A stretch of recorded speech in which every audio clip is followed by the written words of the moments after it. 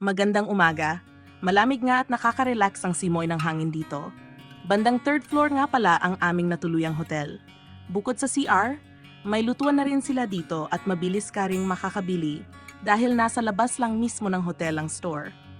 Maaga nga pala akong nagising, exactly 6 a.m. at nakaligo na rin sa part na to. Habang si husband ay tulog pa, ako'y naghanda ng may inom naming kape.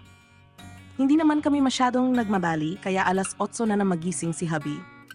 Napagod yata kakalakad kahapon dahil sa ganda ba naman ng activity na meron sila dito sa Session Road. Ang Session Road ay isa sa mga pinakasikat at pangunahing kalsada sa Baguio City, Pilipinas. Ito ang pangunahing sentro ng komersyo at negosyo sa lungsod at kilala ito sa mga tindahan, restaurant, bangko at iba't ibang establishmento.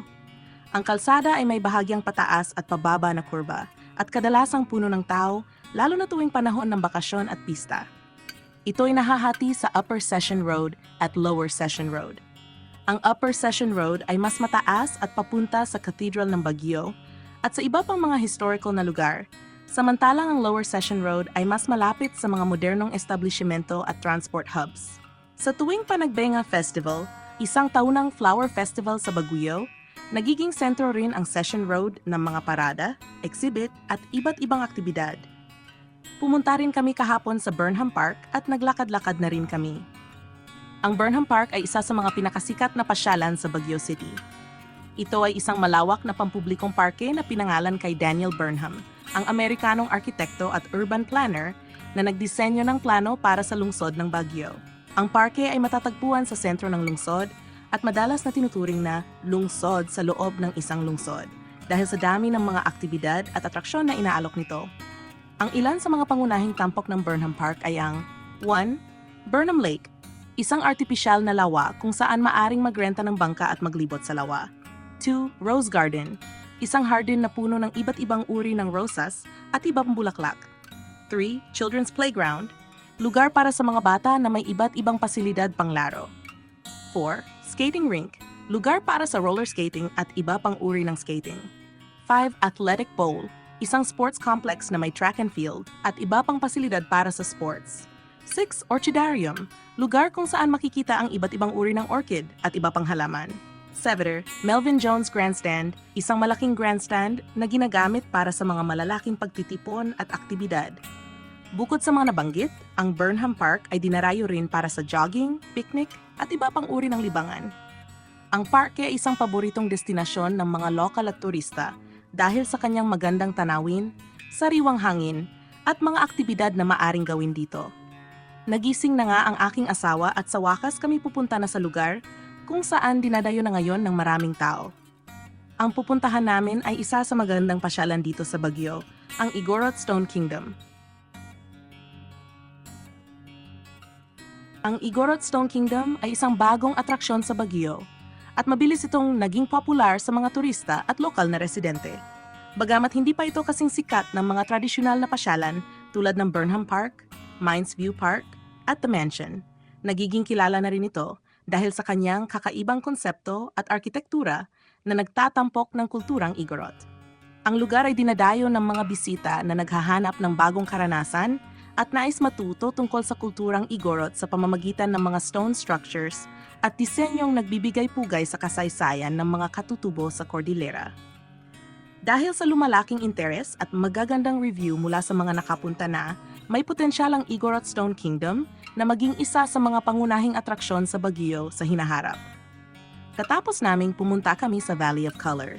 Ang Valley of Colors sa Baguio, na kilala rin bilang Stobosa Hillside Homes Artwork, ay isang sikat na tourist attraction na matatagpuan sa boundary ng Barangay Balili, La Trinidad, Benguet, malapit sa Baguio City. Ang Valley of Colors ay naging isang malaking atraksyon sa mga turista na nagdala ng maraming bisita at nagpalakas sa lokal na ekonomiya. Maraming turista ang dumadaan dito upang kumuha ng litrato at masilayan ang kahangahangang artwork. Madali itong mararating mula sa Baguio City na isang dahilan kung bakit madalas itong dinarayo ng mga turista. Ito ay matatagpuan sa kahabaan ng Aspiras-Palispis Highway na kilala rin bilang Marcos Highway. Ang Valley of Colors ay isang magandang halimbawa ng pagkakaisa ng komunidad at ng malikhaing paggamit ng sining upang mapaganda at mapabuti ang imahe ng isang lugar. Pagkatapos namin doon, pumunta naman kami sa Bell Church. Ang Bell Church sa Baguio ay isang kilalang lugar ng pagsamba at turista na matatagpuan sa La Trinidad, malapit sa Baguio City. Ito ay isang templo ng relihiyong Taoism na itinayo ng Chinese-Filipino community. Narito ang ilang detalye tungkol sa Bell Church.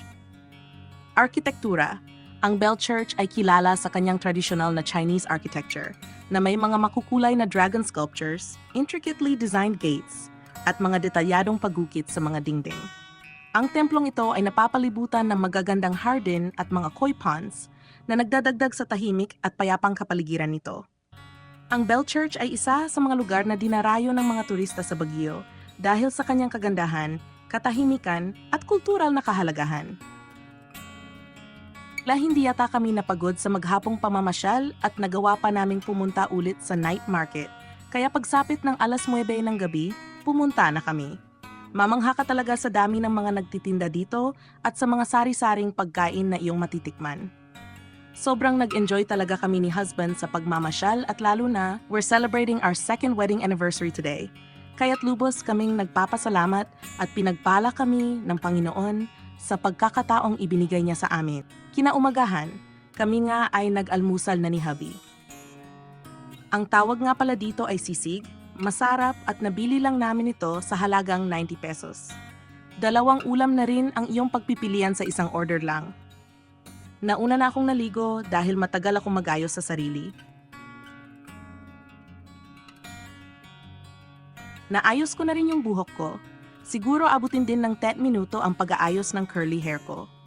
Oo nga pala, kahapon napansin na naman ang buhok ko ni ate girl sa entrance kung saan may libreng picture at ikaw na lang ang mamimili kung kukunin mo ito o hindi. 150 nga ang bayad ng isa at 2 ang kinuha ni hubby. Hindi ko na na-videohan dahil sa excited na kaming pumasok sa loob. Sumunod na ngang naligo si hubby. Di nagtagal, habang nag-aayos ako, nakaidlip na pala ulit ang asawa ko. Yun pala'y medyo masama na ang pakiramdam niya. Bago nga pala kami alis, ipapakita ko muna sa inyo ang hotel na aming tinuluyan. Kompleto sa gamit, may TV na pwede kang manood ng mga palabas. Nag-movie marathon nga din kami nung isang gabi. Meron ding magandang kama, kainan, lababo, lutuan, at CR. Lalabas na nga kami at magpapaalam na sa aming maliit na kwarto dito.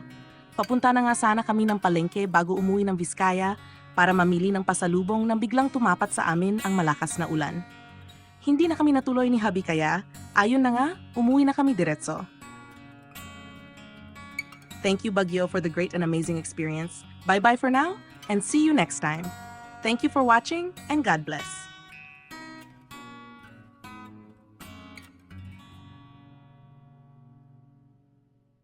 Yun lamang po at maraming salamat sa panonood.